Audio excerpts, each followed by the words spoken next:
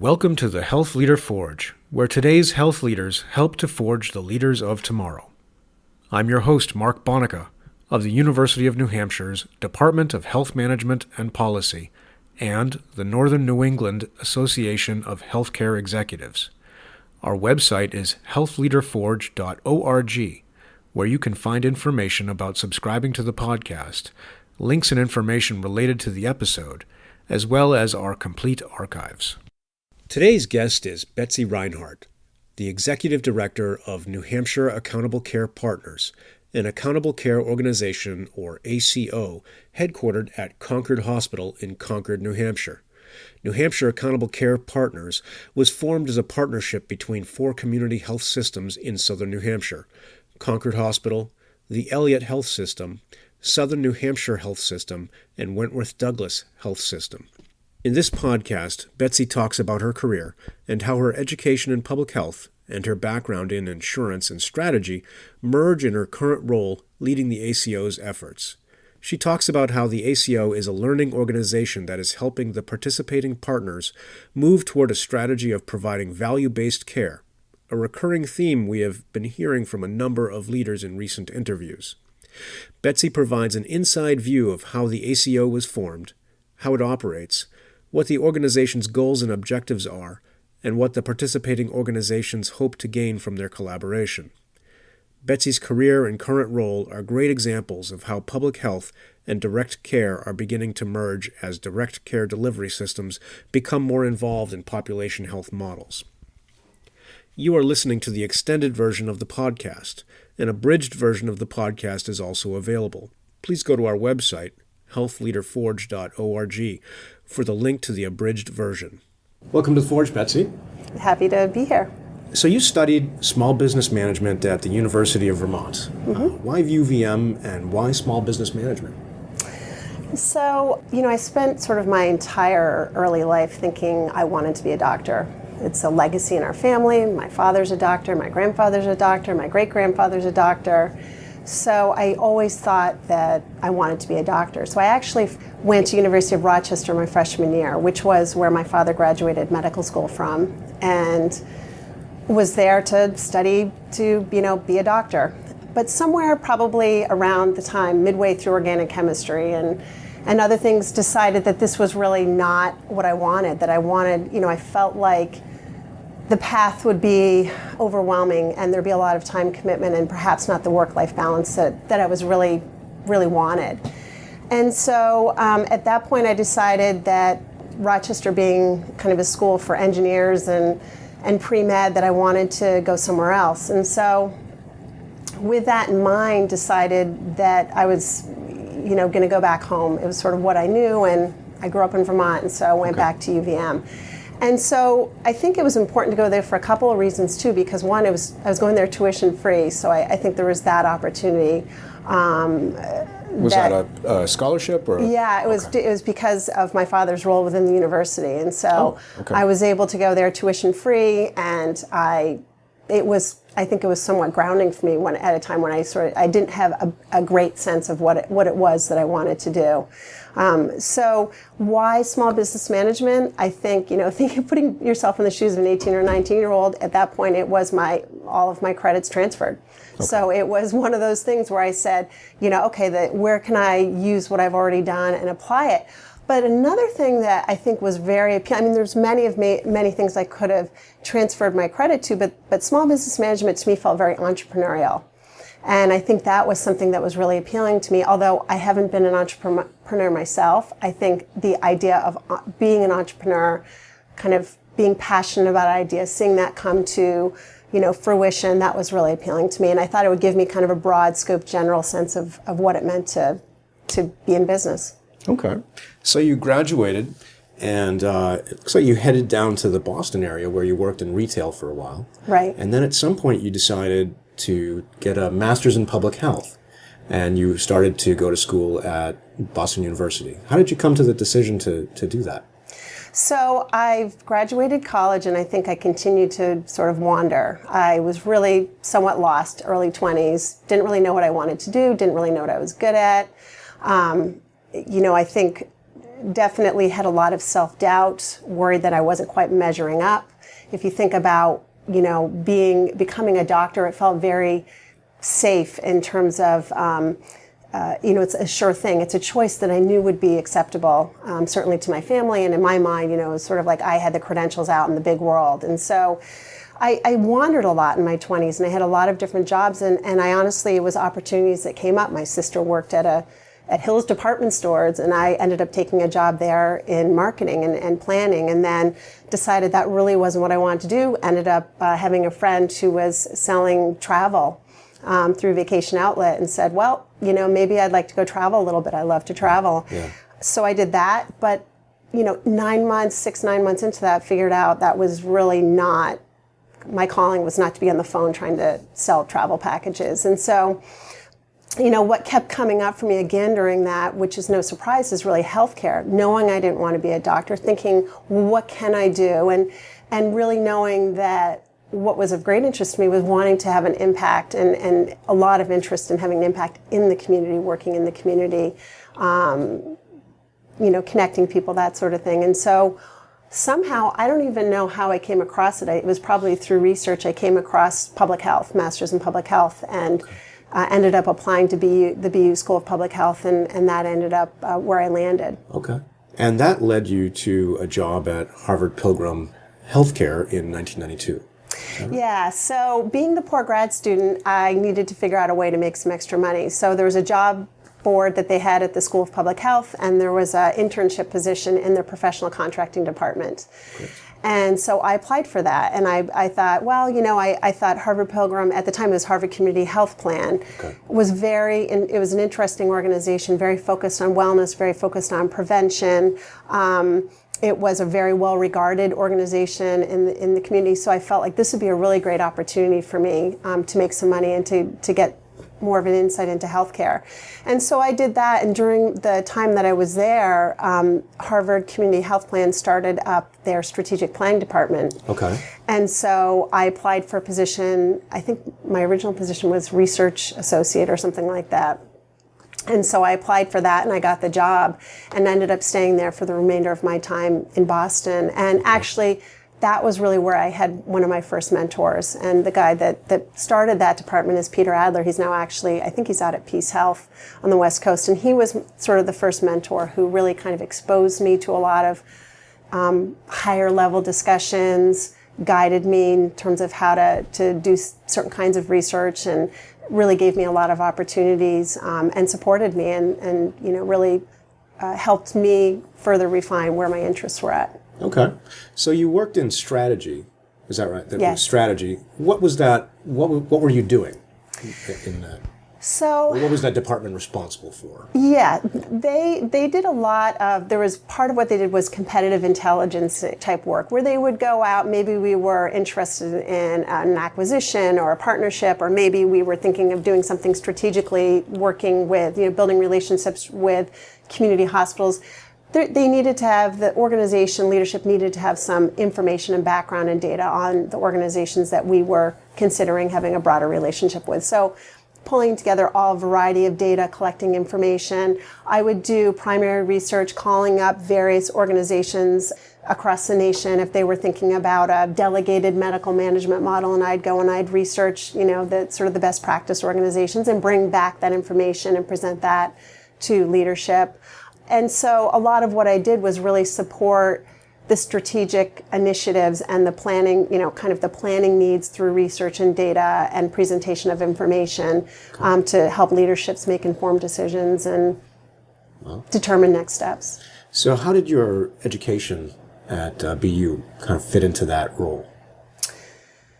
Well, I'm not really sure exactly how it fit into that. I think the way I see all of my educational experiences is that it continues to build a broad perspective of all of the different pieces that might feed into an issue or, a problem that you're addressing. And I think really what I got out of all of my educational experiences is critical thinking skills, more, not necessarily the content, although there was pieces of it maybe that I drew upon, but it was more how do you approach analyzing something, critical thinking skills. How do you bring together, different kinds of perspectives? How do you create a compelling,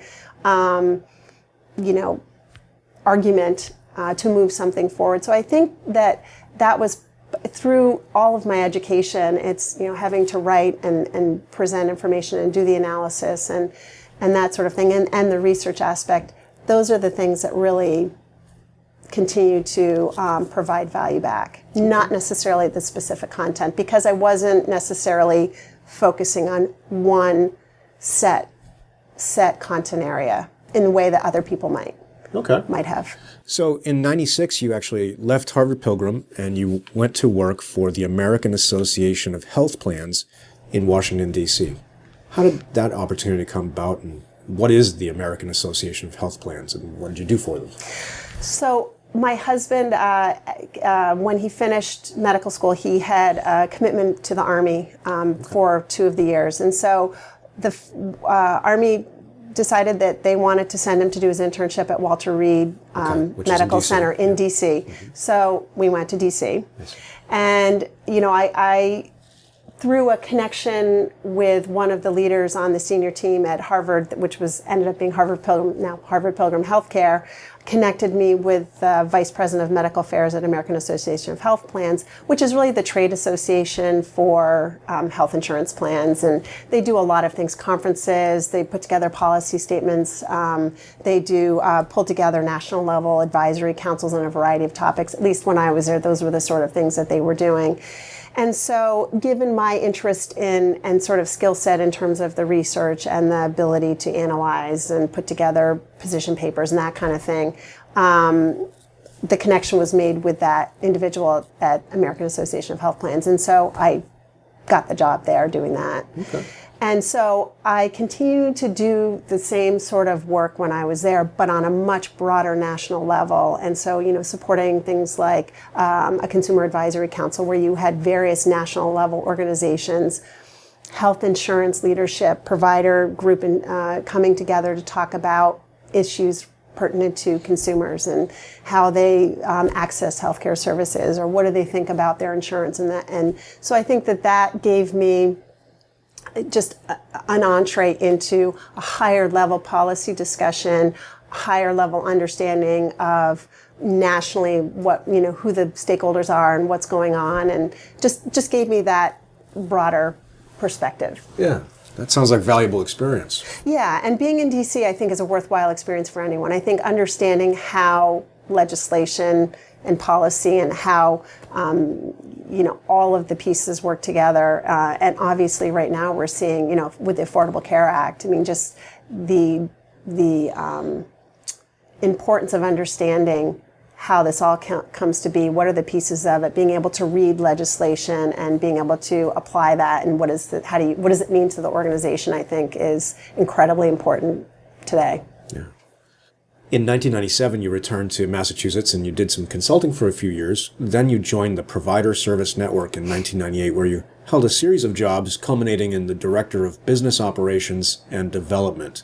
What is the Provider Service Network, and what did you do for them?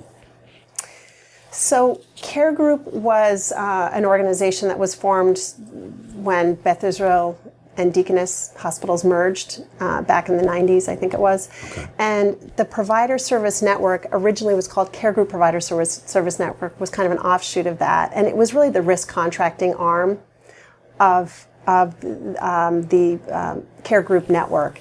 And so Care Group Provider Service Network negotiated on behalf of these organizations with the 3 major payers, specifically though for the risk contracting. So each of the organizations, for example, Beth Israel Deaconess Physicians Organization and the Medical Center, they had other contracts and they had their own local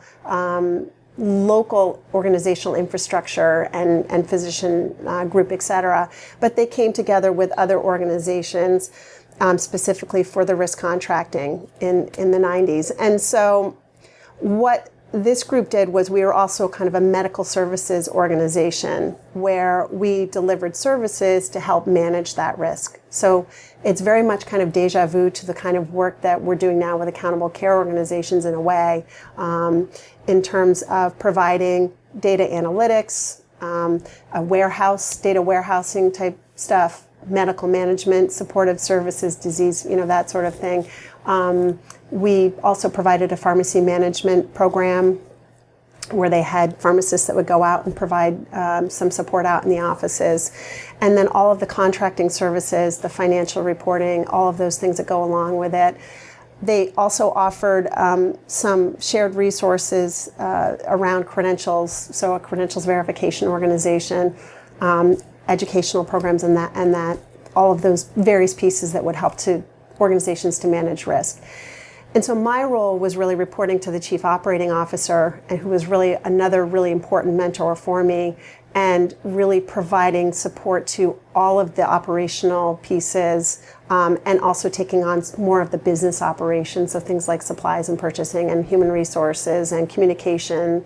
And at times, if there was gaps in leadership, I might fill in. At one point, oversaw credentialing. Okay. And so really just provided that administrative piece of the picture. But again, really got a chance to be on the ground level of a developing organization and really learning from her a lot about effectively managing people, sort of a growth mindset, and using that when managing people that reported to her, and really kind of bringing together again, growing an organization from when I started. I think it was probably less than 20 people. When I left, there was over 200. So just a lot of operational exposure. Wow, what a great opportunity to be in at the ground, at the start, and, right, and rise up with it. Absolutely, absolutely. You talked about risk contracting. What does that mean?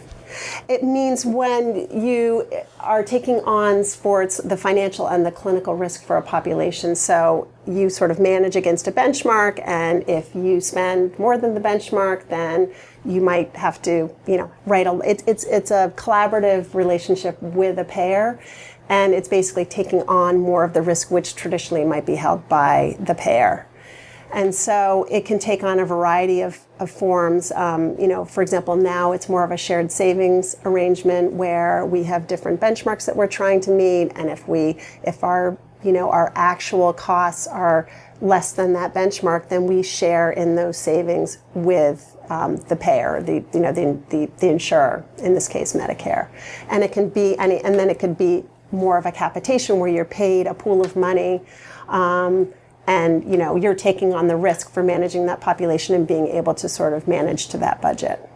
So following your time at the Provider Service Network, you came here to Concord Hospital in 2005 to be the Director of Program Development, a position that you continue to hold today in addition to your role as Executive Director of the New Hampshire Accountable Care Partners, a role that we'll come to in a minute.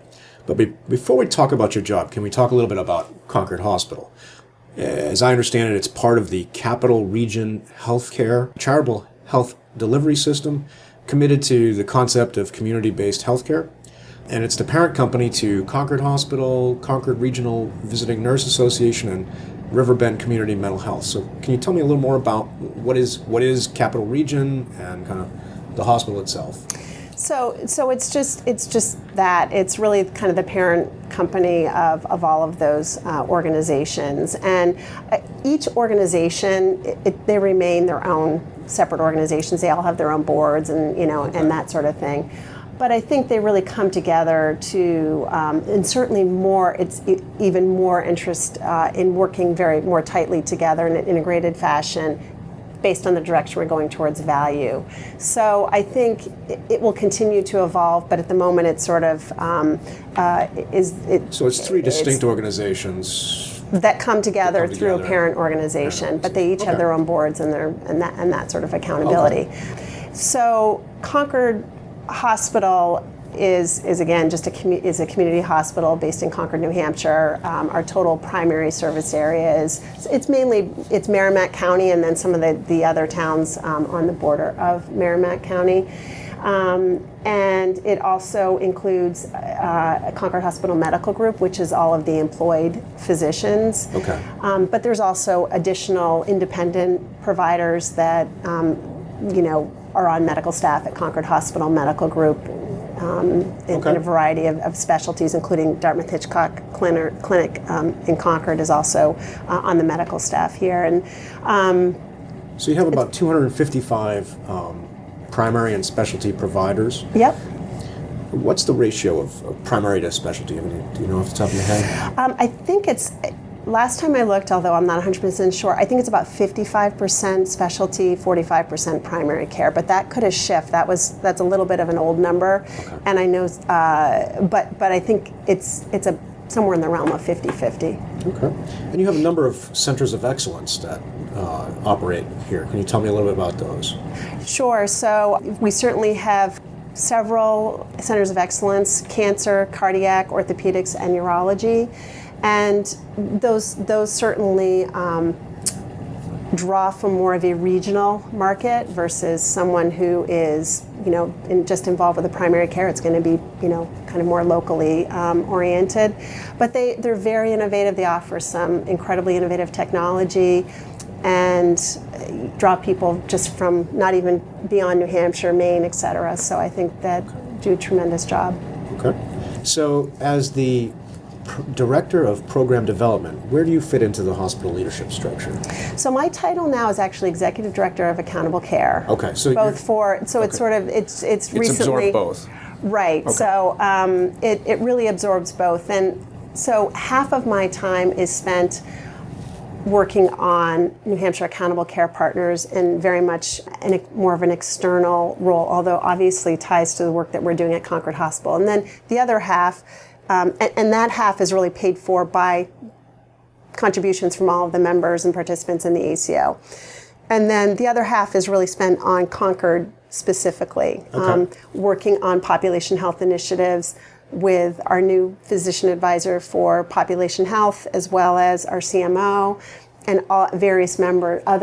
It's really a system level position where, when I say system, I'm talking about our local system, Capital Region Healthcare. So doing a lot of work with the Visiting Nurses Association, doing a lot of work with Riverbend Community Mental Health, working a lot obviously in our practices, and tying it all together across, kind of the whole system. And so the two really go hand in hand, because what we're doing with accountable care, and I know we're going to talk about accountable care and medical home and all that kind of stuff, but really the work in the accountable care directly links up to our strategy around population health. Okay, all right. How do you feel your prior positions prepared you for your current role as executive director of? I think I hate to sound redundant, but it really is continuing to build on the critical thinking and the analytic skills, having that systems level perspective, which I get it built over time in terms of, the national exposure, the having the insurance side understanding, have the provider side understanding, hospital side. So really being able to sort of bring together that system thinking. Certainly my project management, planning skills, having to do a lot of just kind of bringing people together, putting together priorities and next steps, keeping tasks on hand. Facility with data, starting way back when, huge deal. Being able to take data, turn it into information that people can take action on or informed decision making, presenting compelling information and evidence to support a direction is a huge skill set that I continue to work on, but certainly all of the work prior to being, the role that I'm in now prepared me to do that more effectively. Okay. And then I think the final thing is really communication, being able to take complex ideas. The regulations and the landscape and all that, it's very complicated for a lot of people. It's hard to understand. People don't get it. You talk about population health or you talk about various pieces of it, and people kind of look at you with a blank stare, and I think it's just creating that relevance, to the work that they're doing, and being able to kind of create simple, compelling messages is something that I work on, but also I've had to hone over the years in the work that I do. Okay. So to come up to today and your current position, in 2010, the Patient Protection and Affordable Care Act, usually referred to as the ACA or by critics Obamacare, passed. So taking a charitable view, what would you say are the intentions of the law?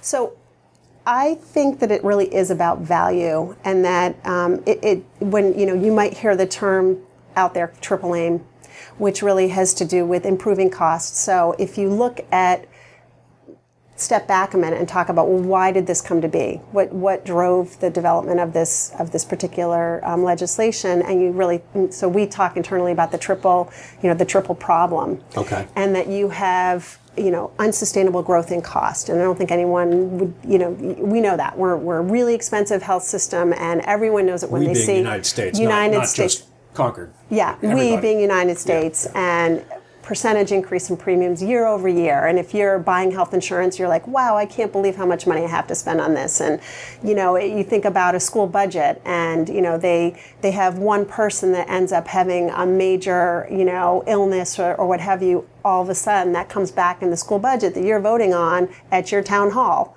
And the healthcare cost is increasing. It's a big portion of the school budget. So people can really understand when you begin to see the broad implications of healthcare costs, and that we all really have a role to play in that. So I think unsustainable cost growth, and Medicare will go bankrupt. And so we have to, that was another obviously big reason. So we need to address that. And then you think about quality, and we basically, again, there's a chart that a lot of people have seen where it basically shows that we pay more for worse outcomes. Our mortality is, worse than other places where they're paying much less for their health care. And so we're not necessarily getting a good return on our investment. And much of that investment is really in acute sick care. It's not in the prevention and the wellness. Most of it is spent on acute care. Yeah. And speaking to the chart you're talking about, I think looking at it, I recall seeing we have a life expectancy in the United States of about 78, right, and which is about the same as the Czech Republic, which spends a quarter of what. That's exactly it. I think is exactly it. Example, right? And many of the other developed nations spend 30-40% less and have higher life expectancies. So. Okay. Exactly, and if you looked at a scatter graph and you put quality, mortality on one side, and you put cost per member per year for healthcare on the x-axis, the United States is sitting way off to the right in the lower right-hand corner, and everyone else is sort of in this cluster, more in the middle, maybe on a spectrum. But it's just when you see that visual of how far out of whack we are, you realize that there's an issue. And it certainly, there's been reports, Institute of Medicine report that has come out, and everyone is aware of that. And then I would, add patient experience is not always what you would hope for. And so I think that is, and everyone has their own story about that. Maybe it's you were bounced around from office to office, or maybe you didn't really know what you were supposed to do when you left the office, or maybe, it was just the experience of having 20 different people come in your room at one time asking you the same question. Whatever it is, I think people may have different ideas about what their experience has been from their perspective, or the scheduling of appointments, and calling up and getting the telephone service where you press 1, press 2, press 1 again, press 2, and then you finally may get someone, leave a message, someone may get back to you, and you have an appointment in 3 weeks. What other industry is that acceptable? Right. And so I think that we have a lot of opportunity to improve patient experience. And then I think if you think about the population, the health of a population, and I'm sure everyone has seen, maybe you haven't seen, and if you haven't, you should go look at it, but there, at a national level, there's a map of the United States, and it's a kind of a hot spotting map, for lack of a better word, but it shows basically the increasing rate of obesity as a country, state by state. And if you show that in rapid succession, and you go back and you just show that over 20 years, or even 10 years, it's astounding, the increasing rate of obesity. And so thinking about the health of the population, and thinking about all of these lifestyle behavior issues that we haven't been able to really meaningfully impact. But a lot of work is being done, a lot of important work is being done, but there's still significant issues in terms of the health of a population. So that's kind of the triple aim. They talk about improving cost, quality, and patient, and managing the health of a population health. And this is Don Berwick out of... Yes, exactly. Yeah. Exactly. And then your triple problem. And then I think the fourth thing, which Dave Breen, our CMO, really talks about is really, and so he says it's a quadruple aim, and that's really not addressed in the Affordable Care Act per se, is really provider satisfaction and the fact that there's tremendous burnout, there's tremendous fatigue with on many levels and stress. And so the way we talk about it is when we're talking about healthcare, we also have to include the health and the wellness of the people that are delivering that care. And so it's not, there's sort of not a separate group that it's fine, we all need to do this for everyone else, but for them, I think we have to think about that as well. And so he talks a lot about that. And there's a lot of discussion about burnout and, joy in medicine and that sort of thing that I think is incredibly important discussion. One of the common themes of the programs created by the ACA is the intent to increase value, as you said. What would you say are the larger programs enacted by the ACA to help improve value, and how is your position kind of working with those themes? Yeah, so I think it's about access, it's coverage and access and affordability.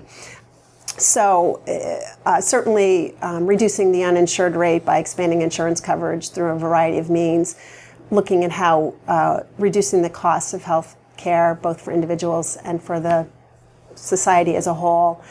Things like minimum standards for insurance benefits, coverage of pre-existing conditions. So those sort of increasing access, affordability, and coverage. And in terms of the work with New Hampshire Accountable Care Partners, we think a lot about access, because when people get access to needed services, then that hopefully helps prevent, progression of a situation to the point where they need acute services, which is not in anyone's interest in terms of from a cost or just overall well-being. And so certainly the access piece there, and certainly the whole concept of right place, right time, right care sort of piece. But what the explicitly tying quality and cost, when you think about what the Affordable Care Act really put into place was really this focus on alternative payment mechanisms. So things like accountable care organizations, medical homes, bundled payments, all of the things that they've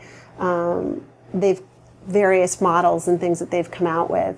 And then they also talk about quality penalties and quality rewards. And so there's a number of different things. A lot of that you might have heard about were focusing on reducing readmissions, to hospitals, and then rewards attached to doing certain things for quality, so improving depression screening or improving immunization rates and a variety of other pieces that fall into that. And so right now, I think what's occurring is Medicare has said, there's a lot of moving parts right now in terms of quality, and that and also reporting requirements. And so there's meaningful use, which is tied to using your medical record, and there's physician quality reporting, and there's value-based purchasing, and there's a bunch of things. And so now they're trying to kind of sync it all up, that quality piece, and tie it with the alternative payment mechanisms as sort of a one-stop shop. So the example is the organizations participating in the Medicare Shared Savings Program, which is the program that New Hampshire Accountable Care Partners is in. If you are participating in an ACO, in the Medicare Shared Savings Program, and you complete the reporting, the quality reporting that's required to continue to participate in the program, then you will effectively take care of all of these other things that you had to previously do independently. So it's kind of trying to bring together and to explicitly tie quality and cost and really think about the triple aim perspective is, at least in the Medicare Shared Savings Program, is that we are required to report and perform on quality. There's benchmarks that are set. We're required to perform, and how much shared savings we would get if we were actually able to get shared savings is tied back to our performance on quality. So we would, if we did 100%, we performed at the highest level, we would get 50% of whatever shared savings we achieved. The other 50% would go back to Medicare. If we performed at 80% on all of our quality measures, then we would get 40% essentially of the shared savings. So they're really, it's not utilization management, it's not cutting costs without any reference point to what's the outcome, what's the quality. And a lot of the measures that we have to perform under in the Medicare program are increasingly becoming more and more tied to outcomes. So instead of just depression screening, it's depression remission.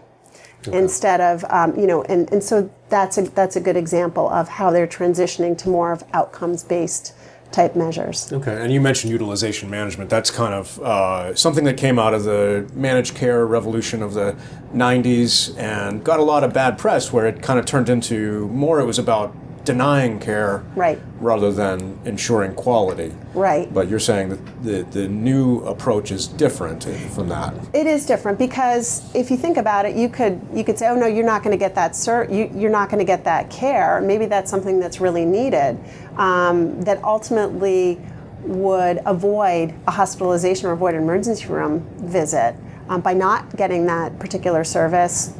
It may entirely backfire. Maybe short term you may have a reduction in cost, but longer term it could end up in a much higher cost and a worse outcome for the individual. So, I think it takes kind of everyone involved in the system to think about what's needed. I think there's, you certainly hear a lot of data about duplication of services and waste, and I think those are all of the things. How can we work together as a system? How can we communicate? How can we make sure that people are getting services that they need in the location that they need it to be most effective? And so those are the kinds of things that we're talking about versus like, nope, we're just gonna, sort of not provide that service, or right. You're gonna have to go through 50 million hoops to get that service. And hopefully you'll just give up before right. you get there. Yeah. Right. Okay. So, following passage of the ACA, Concord became involved with NH ACO. So in 2012, you were given the additional title of Executive Director for the New Hampshire Accountable Care Partners. What is the New Hampshire Accountable Care Partners, and what's your role been so far? Sure. So New Hampshire Accountable Care Partners is a not-for-profit organization. It's a limited liability corporation based in Concord, New Hampshire, founded in 2012 with the express intent to participate in the Medicare Shared Savings Program, which again is an offshoot of the Affordable Care Act. So the Affordable Care Act defined, that Medicare was going to put together, accountable care organizations, and this is one of the programs that came out of it. And so what we did was bring together originally it was two organizations. It was Concord and all of their employed providers, and Elliot and all of their employed providers. And it's important that it's not just hospitals that can participate unless the hospital employs all of the physicians, the providers, because the population that gets assigned or attributed to the ACO has to do with the provision of primary care services largely. And so in 2012, we had Concord and Elliot come together to participate in this program, and I think we were one of 112 organizations nationally doing that. So we were on the forefront, but we said, hey, this is something we want to explore. We see the writing on the wall. We see that, there's all sorts of pressures that providers are beginning to feel, that we see the direction that Medicare is headed. All of the triple problem stuff, we see all of that. So we want to jump on and take advantage of this, what we saw really as a learning opportunity largely. And now the Elliot is in Manchester, and yes, I've done a podcast down there, so listeners can check that out as well. But it's relatively close. You're about 30 minutes apart? Yep. So we are, and yeah, I think it's about 30 minutes apart, right in Manchester, and okay. Kind of similar, community profile somewhat in size and everything. So okay. We don't have much of an overlap between kind of the market area that we serve, but we also had a relationship that started through Granite Health Network. Now I think it's just called Granite Health, which is kind of a federation of several health systems in New Hampshire that came together to do a variety of things. But certainly there was a relationship that had developed through our participation in Granite Health, and that really, the participation in Medicare was really served well by that.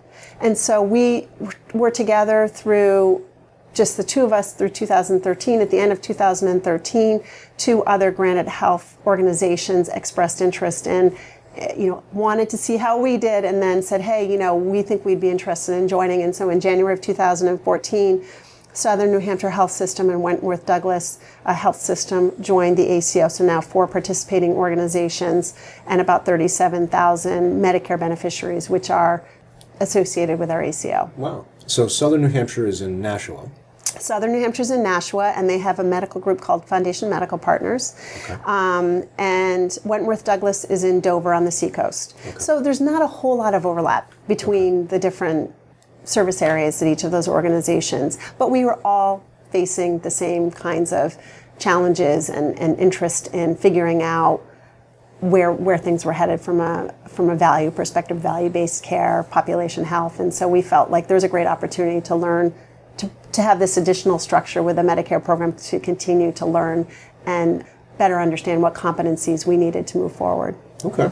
And so Dover is about 45 minutes to an hour away. An hour. From Concord. And from Concord, Nashua is probably 45 minutes away. So everybody's kind of within a range of about an hour's drive yes. of each other. Yes. Just to give the listeners who aren't familiar with New Hampshire's geography, kind of where we're at and how these all kind of sit with respect to each other. Yes. Tell me a little bit about the process of establishing this organization and the mechanics of that from your perspective as the executive director. We had to go through a pretty comprehensive application process for the Medicare Shared Savings Program. It was we had to define how would we do care coordination, and how would we do evidence-based medicine, and how would we do this and that and the other thing, and what's our governance structure. And so it had to be a separate legal entity that had its own board a board essentially that had oversight for delivery and execution in this program. And so we had to develop that whole legal structure. And we actually had to do this for our application. We had to have everything in place and submit that, or at least a sense of what we were going to do. And so part of that was establishing a leadership team. We had to identify, there's certain requirements based on the regulations.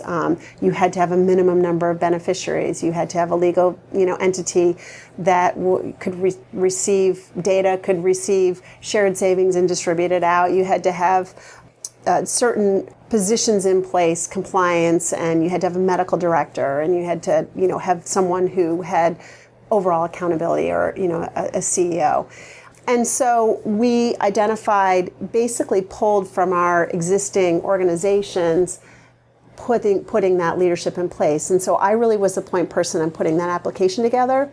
And so in talking to Mike Green, who was the CEO, which is Concord Hospital's prior CEO up until 2 years ago, and my boss at the time, and sort of said, you're going to need someone who really functions as really the big project manager on this, program manager on this. And so that was a role that I took on, given the role that I'd played to date. And then we had identified a medical director, which actually ended up being Concord's medical director, Dave Green, and then we would pull compliance support from, at the time, initially from Elliot, and sort of went about setting up an organizational structure based on what we thought we needed. So thinking again, sort of from the high level, this is about quality and cost, and there's certain things we had to have in place from a quality assurance perspective. It was very clear we had to have that.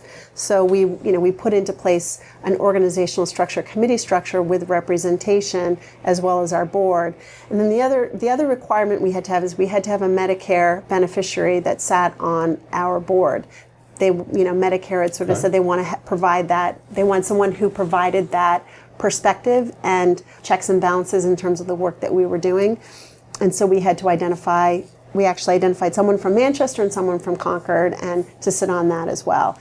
And so really initially it was reading through the regulations. We had to identify what were the potential, how were we going to ensure we were in compliance with the regulations? What did we need to do to organizationally figure out what we were doing? How were we going to receive data? What were we going to do with that data?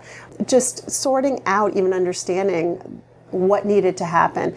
And then the other big piece was really being able to report on the quality measures. 33 quality measures, 22 of them are data we'd have to pull from our medical record, and then the other ones were based on a patient satisfaction survey and some claims-based measures that Medicare delivered on our behalf. But we had to have 22 measures that we had to, from 2 different organizations on a sample of patients, be able to pull together and submit to Medicare on an annual basis.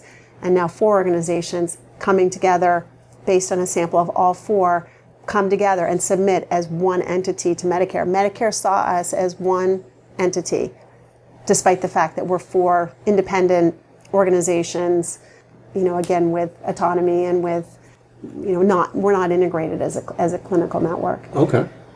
So as you were saying, you have 4 hospitals participating in the ACO. What is the relationship? You're saying they have autonomy. They continue to function as separate entities. They share ownership of the ACO, I'm assuming. Is that the...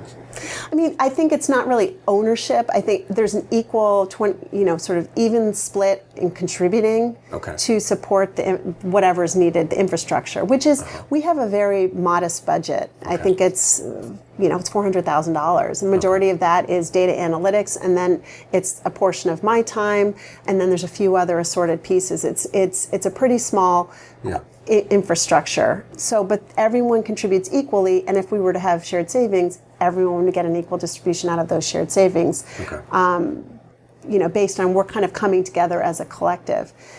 And so, but the challenge is it's really a federated approach, meaning we come together, we say, oh, these are our shared goals, these are our shared principles. We know we have a mission of triple aim because every accountable care organization, that's really what they're focused on. And we knew that we would really have to effectively use our data, and we'd have to build care coordination. But it also is really clear that it's not just about Medicare. We're coming together specifically to oversee our performance in the Medicare program. But Medicare it's not a one strategy thing that organizations are doing. This is across all of all of the payers. This is much broader. This is the work that's going on with Granite Health, with Cigna Accountable Care. This is the work that with the new insurance plan that Granite Health and Tufts Health Plan created, Tufts Freedom Plan. That this is about a broader strategy to move to value. So I think that the work in the Medicare is really important. But my job is not a position of direct oversight. I can't go in there and say, you're going to do this or whatever. I can only say, this is what I think we need to move our goals forward. And oh, by the way, this also syncs up with this, and this, and this, and really trying to influence. It's a position of influence. And so it really is, there's a connection, but I think there's a collective commitment that we're all kind of moving in the direction of value, and that in my role that I'm really ensuring that I'm providing the service and the value back to them to help them not only with this Medicare program, which is I'm directly responsible for, but also to ensure that this hopefully really goes across many initiatives. So the ACO was created, the New Hampshire Accountable Care Partners was created first and foremost to take advantage of this Medicare shared savings program. Yes. But private insurers are now also moving in this same direction and expecting you to do the same kind of work. Absolutely. Okay. Yeah, so, and that's not being done through that, payer relationship or collaboration with payers, private insurers, isn't happening through New Hampshire Accountable Care Partners. Okay. New Hampshire Accountable Care Partners is solely focused on the Medicare population, the Medicare program. Okay. But obviously, it shouldn't be a silo. It shouldn't be sort of seen as, just off to the side and doesn't line up with anything else that organizations are working on. It has to be, I see this as sort of a building momentum, helping to build momentum in the transition to value-based care, and we're part of that momentum. We're part of feeding into that and helping to create the value, and not only to organizations as they transition, but ultimately back to our community and back to the individuals that we serve, and back to the providers in terms of the work that they do, and helping them to do their work as most effectively as possible given the changing landscape. Okay. So it's really not a standalone, but it is a standalone legal entity, but it's not a standalone strategy. Okay. And you said there are already other private insurers that are already kind of looking at an ACO type arrangement. Is there a long-term strategy that New Hampshire Accountable Care Partners would be the response from these 4 hospitals, or are you saying that you're kind of organizationally everyone is learning that this is how it's going to work, and it won't necessarily be New Hampshire Accountable Care Partners, but Concord Hospital independently, or Manchester? I don't know if I could tell you exactly what it's going to look like. I think there's a lot of work being done, again, at Granite Health in terms of the Tufts Freedom Plan. There's a relationship between, the Granite Health Network and then Tufts Health Plan to create that insurance plan and products related to that. And then there's a lot, I think it is a time, I would say, when organizations are looking to do a lot of partnering and collaboration with a variety of partners and collaborators. And so I don't see this, I see it as sort of almost like diversifying your portfolio in a way. You're sort of looking at all of the various things that will come together ultimately so that you have a sustainable plan when you move into more into value-based care. We're still pretty much paid on fee for service. Right. And I think that we are learning, but I think the pace of learning will accelerate as we, certainly with Medicare kind of putting a stake in the sand and saying in 3 years we are going to have, I think it's 80% of reimbursements, tied to value in some way or alternative payment mechanisms, or maybe it's 50%. But they've been very clear. We are moving, that's where we're moving, is to value-based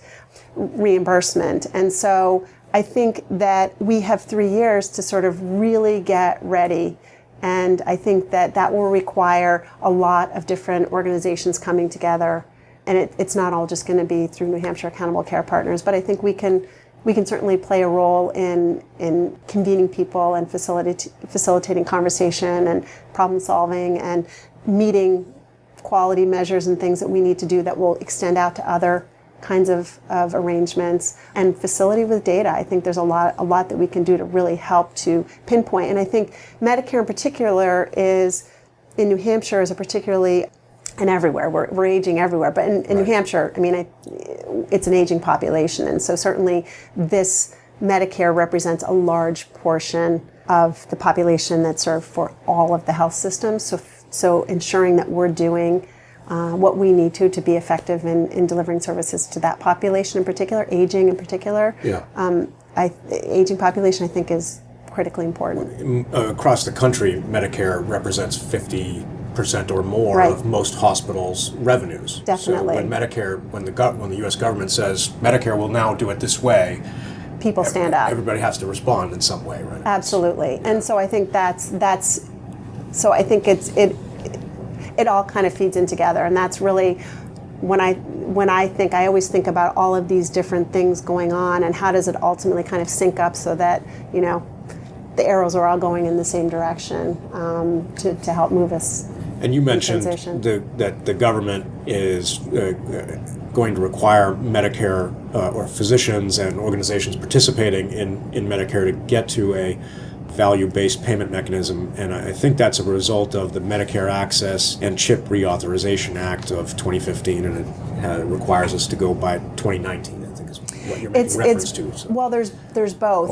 So this is, so the MACRA, the Medicare Access and CHIP Reauthorization Act, which was passed in April of 2015, really speaks to how providers are paid, and it talks about, I don't know how much you want me to go into the Medicare Sustainable Growth Rate, but which is basically a method used by Medicare to control spending by Medicare on physician services. And so it's really meant to ensure that the yearly increase in the expense per Medicare beneficiary doesn't exceed the growth in the GDP. Okay. And so gross domestic product. Right, yeah. Gross domestic product. And so every year CMS would send a report to Congress on the previous year's total expenditures and what they had set as a target. And if the total was greater than the target, then the physician payments would be reduced the next year. Every year on March 1st, a new physician fee schedule was set, but Congress could decide if they wanted to adjust it or if they wanted to suspend the physician payments. And so they did this every year. It was called a doc fix. Yeah. And so this law basically permanently fixed that doc fix. And so that's why it gave a more predictable, patient-oriented patient scheme and repealed kind of this sustainable growth rate. So this kind of ties in. Sustainable growth rate thing had been passed in, 2002? And basically every year from that on, and Congress didn't allow it to happen. Right, and so it was this whole thing every year, and it was unpredictable. And so now there's predictability to it. It also explicitly ties payment to quality.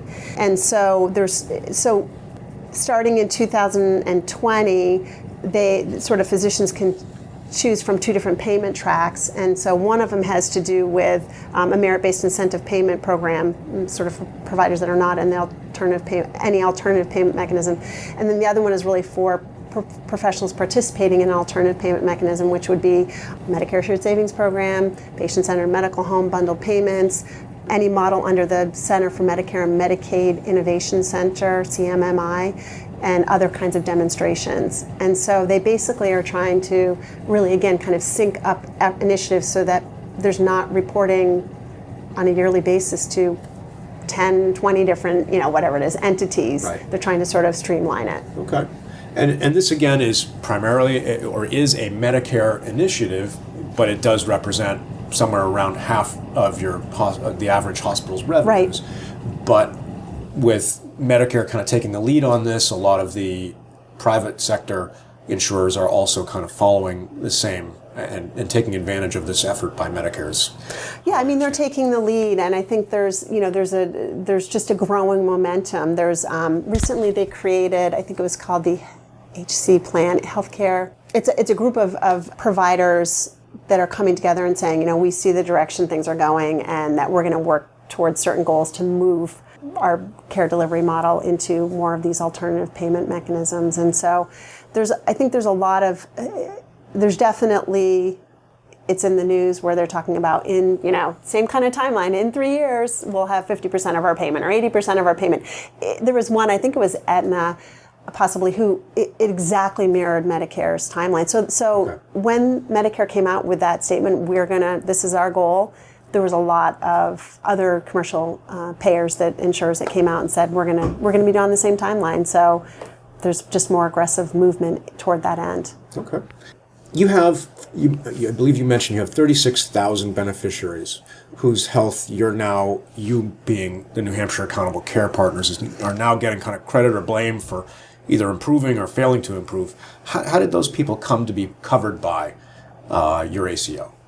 So there is an attribution methodology. So basically there's a way that they are, quote, assigned. It's actually not, there's no change in the benefits. There's no change in how beneficiaries access care, what they pay as a copay or a deductible, who they can see, who they can't see. It's none of that. So their benefit stays the same. If I'm 67 years old and Medicare eligible and live in Manchester or Concord, I'm not going to see any change as a result of this. You're not going to see any change in terms of what you pay or how you there's not going to be any limits or constraints or changes to how you take advantage of the benefits that you have or take advantage of the insurance coverage. But so it really is about the providers participating by virtue of a tax ID that they bill through. And so the way that Medicare assigns individuals to the ACO, for the ACO to now be accountable for that population, is based on kind of where do they get most of their primary care services. And so majority of that, they have a two-step methodology, and it largely has to do with primary care physicians, and I say physicians because they actually did not count advanced practitioners like nurse practitioners or PAs or what have you, were not counted in that first step. And so the majority of the people that are assigned are based on they've had a visit with a primary care physician that's associated with the tax ID that's participating in the accountable care organization. And then there's a second step where they can also be assigned based on if there's no primary care that they've really had, the plurality of the visits with, the higher proportion of visits with, but they have had a visit with a specialist or in the case of a nurse practitioner or a PA, they've had a visit with them. In addition to, if it's with that nurse practitioner, they also have had at least one visit with any kind of physician, then they could also be assigned. But that's a very small portion of it. So it might be someone who has been seeing a cardiologist, and not going to primary care, maybe just seeing a cardiologist, and so they're by virtue of that. It could also be, for example, in our area where someone comes in and they have an urgent care visit, and by virtue of that's the only primary care service that they received is this urgent care visit, they're assigned. But there's also something, you'll hear the term churn, where it's basically talking about, there's a stable core of people that will start off in your accountable care organization, and they'll remain, because this is where they're coming for their care. And then there's another portion of the population that will rotate out, and sometimes in and out and in and out and in and out, depending on how they access or kinds of services that they access. And so about 75% of our population is a stable core, and about 25% is kind of rotating in, out, maybe out, never to come back, maybe in, out. And so we every month we get a new updated list of individuals that have now been assigned based on their assignment methodology. So it becomes really important. The relationship with primary care becomes really important because it's to the benefit of our organization to have people stay with us, because then we can provide that continuity of care. We will have a full understanding of what all of their issues are, that sort of thing. So we really want to sort of try and keep people, coming back and part of our organization, so that we can really provide long-term services, and not just one hit fragment, but really that long-term, if it makes sense, and if they live in the area and that sort of thing. But to the extent they live in the area and continuing to access some level of service, we're looking for that continuity. Okay. You've talked about primary care. Most people kind of know what that is, but can you give me a quick explanation of what's primary care, and how does the role of primary care change when operating within an ACO? So I see primary care as almost that of a quarterback, and not, in a way, it's like a quarterback role. It's at the core of coordination and holistic perspective for individuals, for patients. And primary care is a first point of contact in many cases. It's a principal point of continuing care. So it really is a continuity of care within the system, and then it just really helps to coordinate services with specialists, with other kinds of services, home health, et cetera, so that it becomes a coordinated care plan.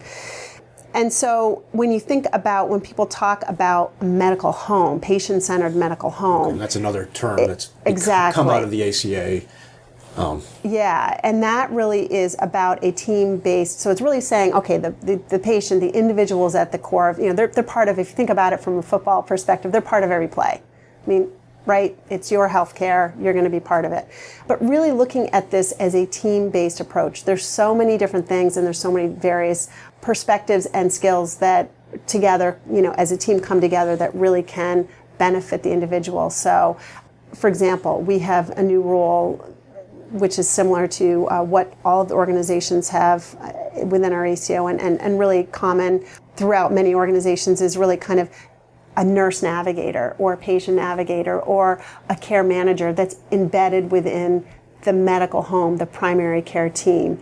And their job is to really help the more complex patients. They're higher touch. They're providing that extra layer of support and service to help people that have really complex situations, whether they have a lot of behavioral health, whether they have social needs, whether they have just a multitude of chronic conditions, whatever it is, they're providing that extra layer of support, extra coordination that's needed. And that takes a lot of time. And one individual trying to do all of that work in addition to all of the daily work that you go in, maybe you have a cold, or maybe you need immunizations, or you have wellness visits, or whatever it is, that takes a team to sort of help with all of that. So certainly it's team-based, it's patient-focused, individual-focused, and it's really about creating a culture and a system of wellness, and really helping to bring all of what's currently more of a fragmented system together as more of a coordination, having a foundation for that to do so. So a lot of what the U.S. healthcare system is accused of in terms of generating that extra cost that we were talking about a while back was because it's fragmented. Mm-hmm. What's the strategy then? How does that then play into the strategy for generating savings through this ACO structure? So if you think about the microsystem level as medical home, primary care kind of microsystem, you have a macro level which really has to do with more of the accountable care organization, which is really structured on the idea of coordinating services better, reducing the fragmentation. It's really a systematic approach looking at prevention and wellness, but also an encouragement, reducing risks and all that kind of stuff, but also being more proactive in medical care wherever people are at in terms of disease or health or what have you. And so being more proactive and earlier intervention and that sort of thing. And so that's really population health is more of a macro, and ACO is more of a macro. And so I think right away you could see the benefit of care coordination as a cost savings opportunity. But it's also in terms of, particularly if you think about the higher touch for the more complex patients who may end up in your hospital more, your emergency room more, helping them to self-manage, helping them, they have a point of contact. They're not going through, a myriad of phone calls, or they're getting conflicting or confusing information. They have a principal point of contact with their team, and they understand all of the various pieces. And then there's all sorts of extra support that's provided throughout the system that they can get access to and link to, but ultimately there's that ability to bring it all together and make sure that people get access to services like behavioral health, which I think if you consider that as an opportunity, integrating that with the care, thinking about palliative services and helping people make really difficult decisions and helping their families come to those decisions. What are palliative services? It's really for people that have a life-limiting illness, and they really need to have, again, an extra layer of support in helping them to navigate what it is that they need to best meet the goals that matter to them. So it's really getting at personal goals to people. And so I think if you ever read the book by Atul Gawande, Being Mortal, it talks a lot about, Excellent. there's a tremendous amount about, the focus in healthcare is about safety, and certainly that's true for elderly population, that it's a lot about, I don't want them to fall. But if you think about, what really matters to this person at home is they want to be able to walk around. Well, you're saying, no, you can't walk because you're going to fall. Well, what matters to them is being able to walk. What matters to them is not their safety issue around falling or not falling. So it's really about kind of creating that quality of life. Whatever time remains, making that the most meaningful time. So there's a team of people that have the expertise, and it includes spiritual care, and it includes social work expertise, and it includes physicians and clinical people that have expertise in facilitating those conversations and helping that shared decision process and helping people to connect to services in the community that could really help them to kind of come to what is their plan, and put together the pieces that help them to sort of meet their personal goals. You're talking about increasing resources, though. You're talking about adding on at this point. So what's the incentive? Why do you have that incentive to spend more? Because it's what I'm hearing as a former comptroller is, I'm going to spend more on these people. Is that true? And what's the incentive for you to do that? Well, I think again, right now we're in this straddle position of we're being paid fee for service, so we're being paid on the number of services that we deliver, but we see that how we're going to get paid going in the future is based on a population. So if you think about the needs of a community, the needs of a population, and you think about all of the various pieces that play into why people go to the emergency room or why people need acute care services, and you think about the ability to maybe help them avoid some of that by providing these additional higher touch supportive services or delivering services in their home, then you begin to understand why we're building up the infrastructure now as we prepare for that transition. And I also would add, it's just kind of, it's the right thing to do for people. Sure. I think for a long time we've put behavioral health off to the side as sort of a sidebar conversation, and now we're saying, well, wait a minute, that needs to be fully at the table, because your depression, your anxiety is impacting your ability to take your medications. It's impacting your ability to self-manage and take care of yourself. So if you don't, looking at just sick care and not considering health care, you can't possibly impact the total cost. And if you really think about, I don't know if you've seen the Health County Rankings, which is a report, I think it was done with Robert Wood Johnson, and they have this particular model that they talk about, and it really has to do with sort of a whole patient aim. And so what it talks about is that if you think about the health outcomes for an individual being, ultimately the way they define it as mortality and quality of life, what are the factors that drive that health outcome? And 20% of that is clinical care. 40% of that is social and economic factors, 30% of that is health behaviors, things like tobacco and obesity and things like that, and then 10% is physical environment, so air quality, water quality, things like that.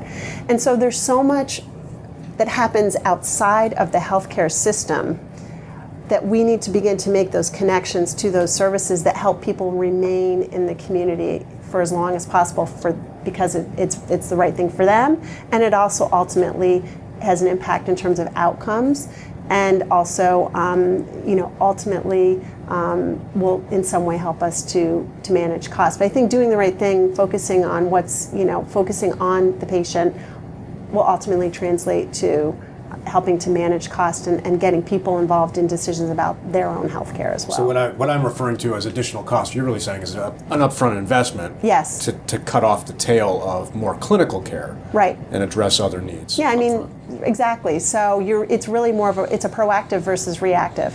And we've lived in a really reactive system, very much focused, at least healthcare. It's been focused on sick care. And it's been focused, there's a lot of reasons why. It's not that it was wrong or bad, it's just the way that the system has grown. And now I think everyone's saying, well, wait a minute, we need to be thinking more about the broader healthcare. And how do we connect, all of the pieces and thinking about it from a whole person perspective. As an economist, I see it as, we've had a long history of fee-for-service. That's how you got paid. Absolutely. So that's what grew. That's exactly it. And right. That's what I'm saying. Now we're shifting away from that. Now we're shifting because people are saying we can't sustain that. We can't sustain this model. And I don't, and they're also beginning to see some other pieces. So they are also factoring in, everyone's had their personal experience of, the story of, well, how did it, what was it like when my mom died? Or how did, someone has experience with, well, this is what it was like when my brother was diagnosed with, clinical depression. And what did that look like? And maybe you ask the question, is there a better way to do this? And then you think about how the reimbursement structure is changing, and you begin to think about how this can work differently. But just this morning, talking a lot about, well, what is the quote return on investment? Because the return on investment model that we have in place now doesn't really work. How do you quantify the impact of care coordination? How do you quantify the impact of palliative care? How do you quantify some of the things you're doing? Maybe it's a long-term game that you're playing, or a long-term play that you would be able to see down the road.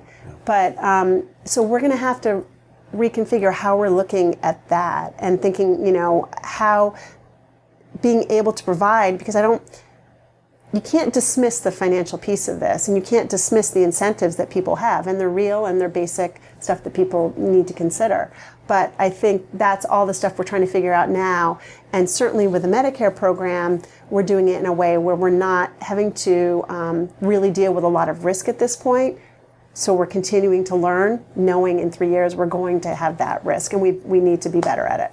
Let me ask you, what can the New Hampshire Accountable Care Partners do that's different than a traditional Medicare provider that's operating on a fee-for-service? Can you offer different services that typically were not billable? Do you do that because it's addressing other parts of the needs of the patient? Is that something you're looking at, or are you still kind of just hitting on the stuff that's typically been billable for Medicare? No, we're definitely, I think, broadly speaking, looking at kind of all of the variety of opportunities, and thinking again about what does it mean to be ready for where we're headed, and what does it mean to deliver value, and how are we going to do that in a sustainable way. So certainly when you think about, there's a lot of services you could offer, but it's really where do you see what does your data tell you? What are the needs in the community? What is your data from Medicare, the claims data? What is your clinical data? Where are there gaps in care? Where is there demand that's not being met? What are people telling you they need? What do you see from all of the variety of data sources is cropping up? And certainly, for example, in New Hampshire, and this is not unique to our state, is mental health, behavioral health, substance use and substance misuse. And so really looking at all of our data creates a compelling, can create a compelling story to say, we need to focus attention here because it's tied to this, this, and this. And until if we don't address this, then, we won't get the kind of desired results that we're looking for. And so I think data helps us to identify the community needs process we're going through now with the hospital, all of the data and analytics that we're trying to get better at, comparing and contrasting to other organizations. That's one of the opportunities we have as a collective, is to say, let's look at each other side by side. Wow, you guys are a little different here. There's variations.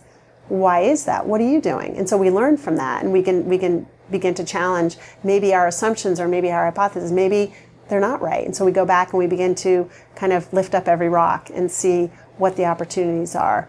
But at the same time, the conversation this morning was around sort of pilots we're doing with integrated behavioral health was really about financial sustainability. Because right now, the work that we're doing, the innovative work we're doing, piloting integration of behavioral health and primary care, is largely funded through grants. Okay. So the innovative work we're doing, we're getting that, part of, as a charitable organization, is there's community benefits. And so part of that is helping us do that, or we seek grants from other sources, maybe from the federal government, maybe from local foundations. That's great. That allows us to sort of have a proof of concept and to develop those kind of return on investment impact opportunities, or sort of clear impact. But we need to also think about, as we continue to sort of have both a foot in fee for service and moving into some other kinds of pay for performance,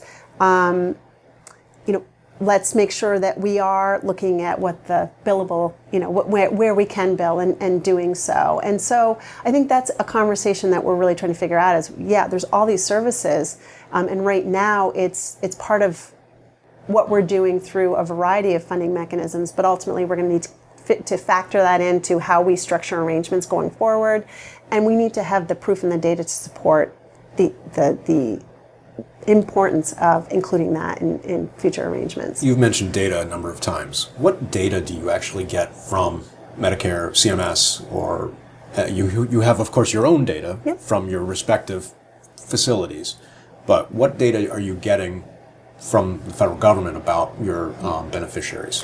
So we get the claims data for our entire population wherever they receive those services. 36,000 reliant beneficiaries? Correct, and wherever they have had services, which is a little different from what we can get out of our billing system here. So we have data that, if someone came for a service, we're going to bill it and we're going to have that data here for that.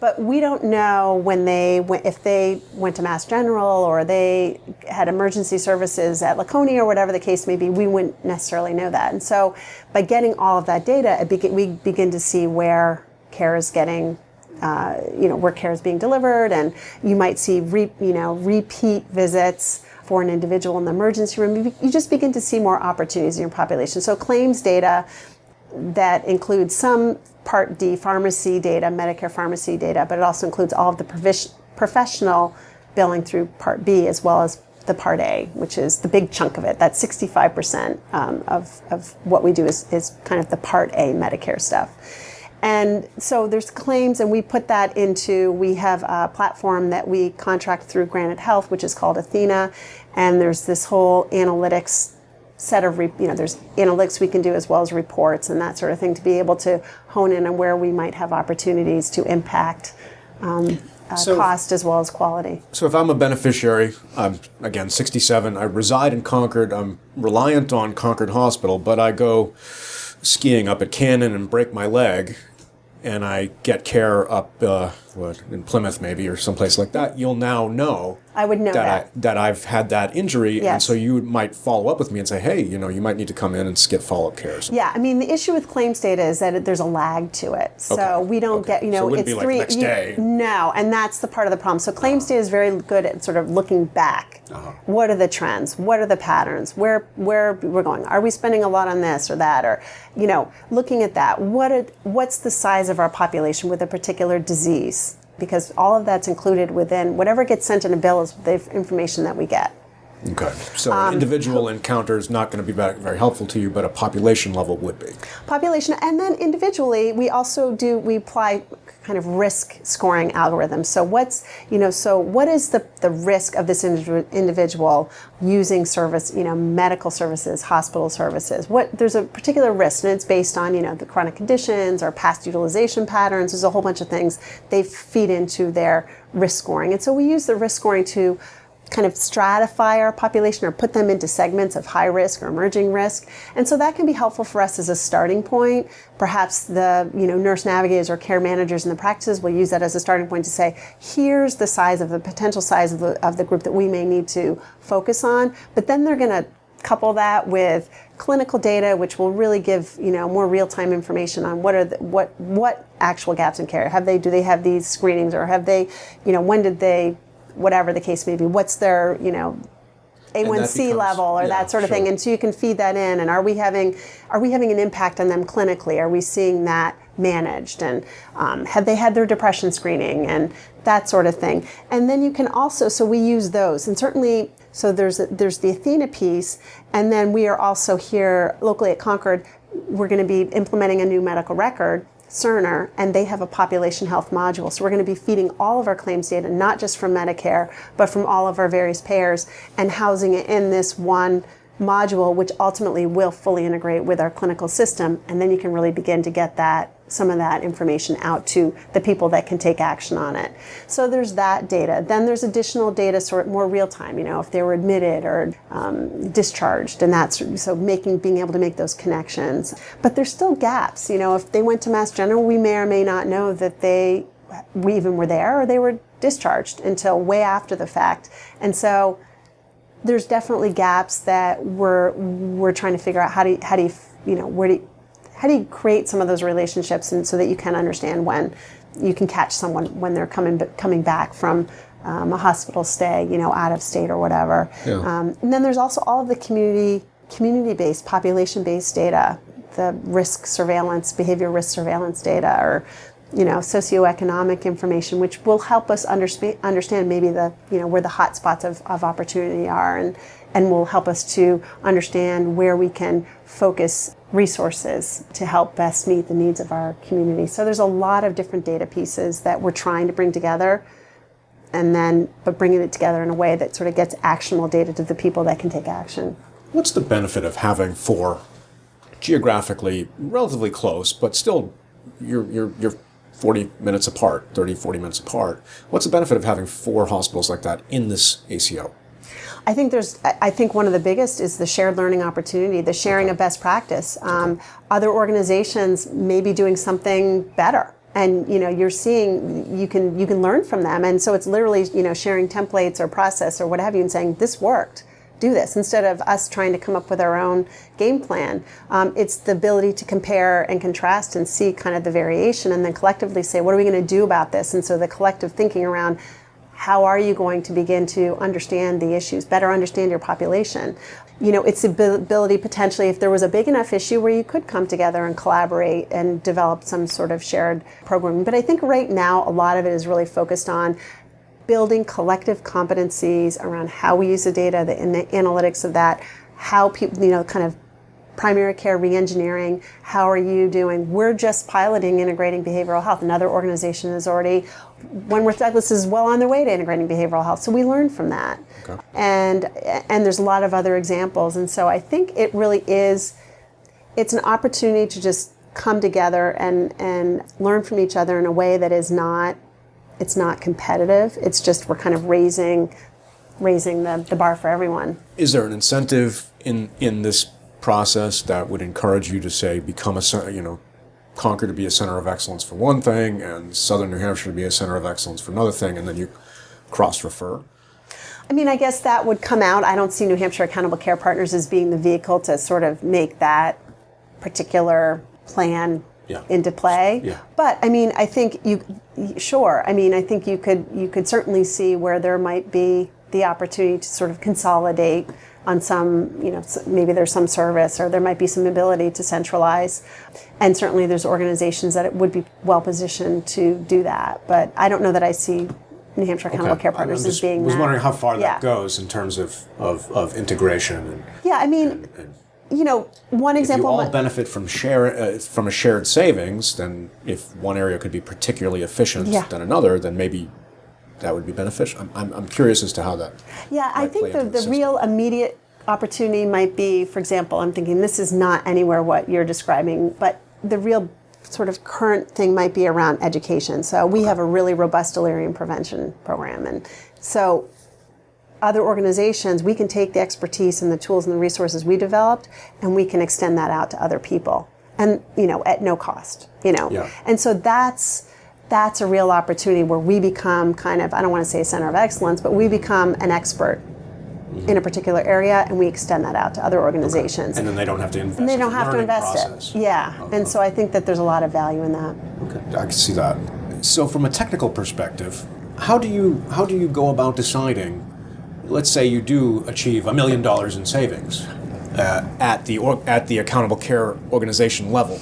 How do you decide how much goes to Southern New Hampshire, how much goes to Concord, how much goes to Wentworth-Douglas, how much goes to Elliot? How does that work?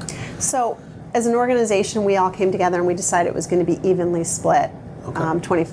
But there's no mandate for that. That was it, or is there? No, there's no mandate that we had to do it precisely that way. That's what we decided. That's how we decided we'd set up. And then we basically said, this is really about shared, coming together, shared goals, but local implementation. So we did not mandate nor define exactly how you would invest that locally. So I think it may be different for different organizations. I mean, for some, maybe it's you are providing additional incentive to physicians on the quality measures, or maybe it is. I think the majority of the idea was to reinvest it back in the infrastructure. So all of the care management, and maybe it's behavioral, maybe other things, but it's not mandated exactly what that looks like. Okay. So that was a choice by your board to say this is how we're going to do this. Yeah. Okay. Yeah. How are member organizations changing to be successful under this kind of population health-focused model that we're seeing now? I think it goes.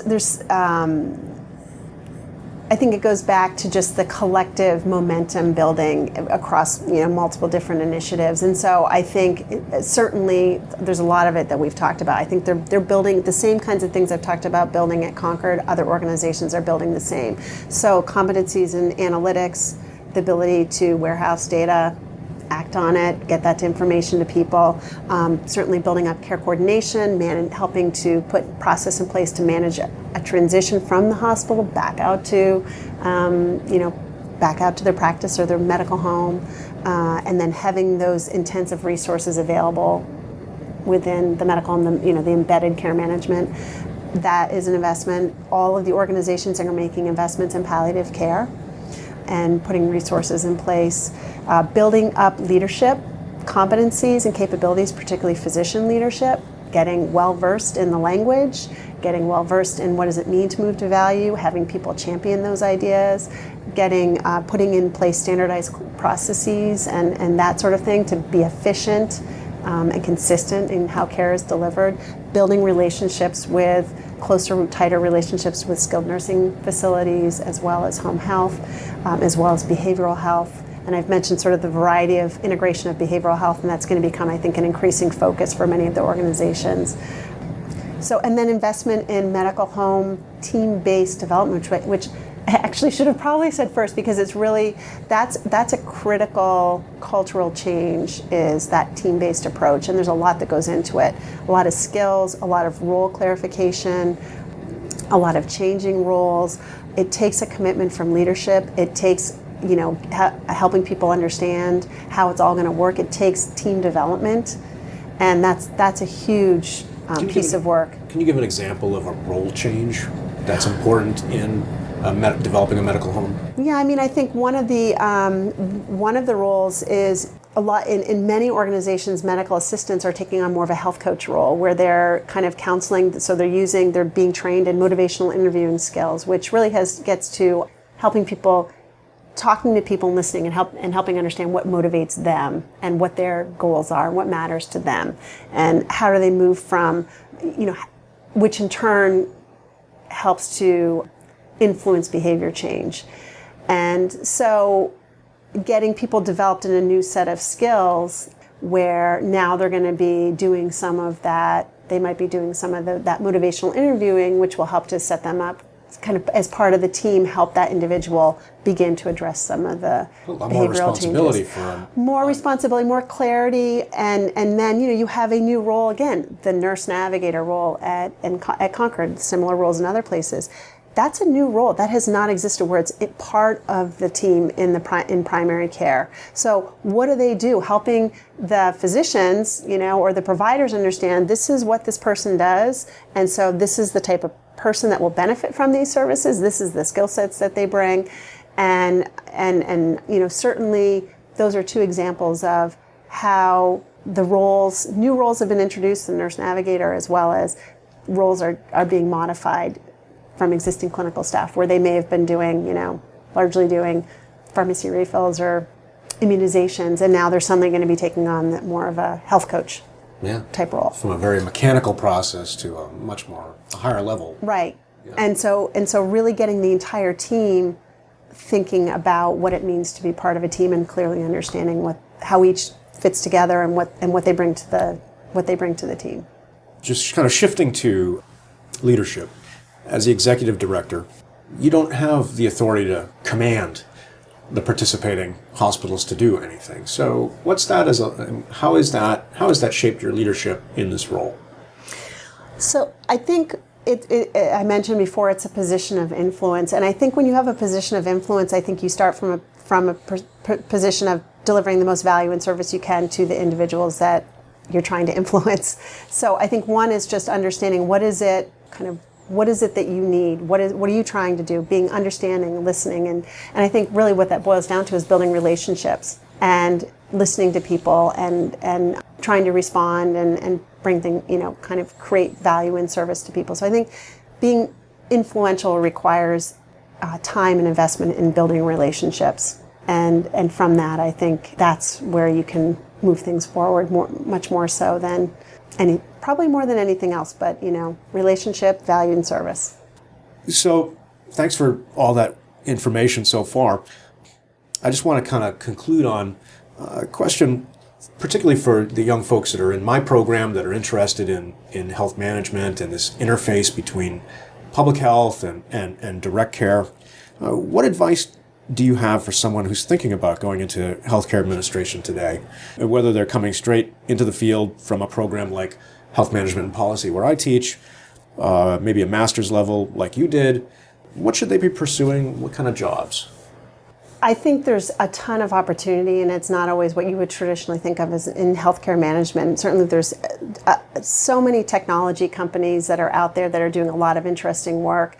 There are home health agencies, more community-based organizations, there's hospitals, there's the broader health system, there's practices, there's practice management, there's the work that I'm doing, there's data, so I think, as I thought about this, is really taking advantage of the opportunities when they present themselves, recognizing an opportunity when it comes up, and then taking advantage of it if you can, I think is just huge. And I think being curious, kind of, as my dad would say, follow your nose. I mean, curious, have intellectual curiosity, read, go to webinars, go to conferences, network, pick people's brains, take advantage of those opportunities when they come up. Social media is another really interesting place to sort of see trends that are coming out, and certainly LinkedIn groups. So I think there's a lot of things. So just kind of taking advantage of the wealth of information that did not exist when I was starting, and I think you learn a lot just by talking to people and asking the question, what'd you do, why'd you do it, or what are you doing? And so really investing in relationships, I think, is another important piece of advice, I would say. And then I think that I there were some questions around mentoring, and I do agree there's a great value in mentors. And I've always sought out mentors, and I think that's something that anyone who's thinking about this should seek a mentor. And mentors with a variety of perspectives. I think you could seek out a mentor in healthcare. At the same time, as I mentioned, there might be someone who has a technology perspective, or someone who has a behavior change, or someone who has a community-based advocacy perspective that could be really informative and helpful. And so when the opportunity is there, take advantage of it. So when you've pursued mentors, you've looked for people with different kinds of backgrounds. Yeah, I will seek out mentors in a variety of, I mentor, sometimes I'll look for mentors that exhibit leadership qualities that I really admire. I will seek out mentors from a variety, could be from a variety of industries, just to say, hey, and it's just interesting because it kind of boils down to, when I think about, communication. I mean, communication in healthcare is not altogether different from communication when you're talking about a global industry that's trying to put together some multifaceted strategy. You're still, so you can learn from mentors that are not just strictly healthcare. And so I think diversity of perspective and gaining that from a myriad of ways is a big piece of advice that I would have. And then I think it's just sort of mindset. It's looking at, again, if you think about opportunities and just having that growth mindset of just kind of continuing to build and continuing to expand the repertoire, and certainly focusing on some basic foundational stuff, facility with data, getting really comfortable with critical thinking, thinking about how you communicate and in a variety of ways, and always working on building relationships. Well, great. Thank you so much for your time today. I appreciate all the great information you've given us. Good. You've been listening to the Health Leader Forge, a joint production of the College of Health and Human Services at the University of New Hampshire and the Northern New England Association of Healthcare Executives. Please go to our website, healthleaderforge.org, for more information or to leave comments about today's podcast. Look for Health Leader Forge podcasts on iTunes, Stitcher, SoundCloud, and other podcast distribution sites. Thanks for being a part of the Health Leader Forge community, and we'll talk with you again in about 2 weeks.